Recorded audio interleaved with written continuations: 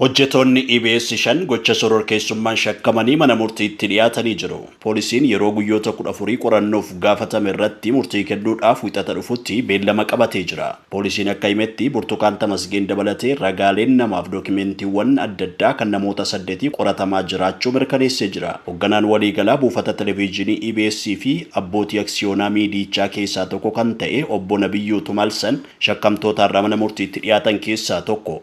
Akkasumas barreessaan fiilmii Burtukaan gaazexeessaa Taariikuu Hayilee buufata televezyiinii kana keessatti daayirektera sagantaa ta'uun kan hojjetu daayirekterri istiidiyoo EBS obbo Nixxir Darajjee gargaartuu qopheessituu sagantaa kan taate Hilliinaa Taarraqeenyii fi ogeessi kaameraa Toomaas Dammaqee har'a mana murtiitti dhiyaatanii jiru. Shakkamtootarraa mana murtiitti dhiyaatan keessaa lama bulchiinsa magaalaa Finfinnee kutaa magaalaa Addis Katamaatti namoota itti gaafatamummaan tajaajilaa turan ta'uun beekamee jira.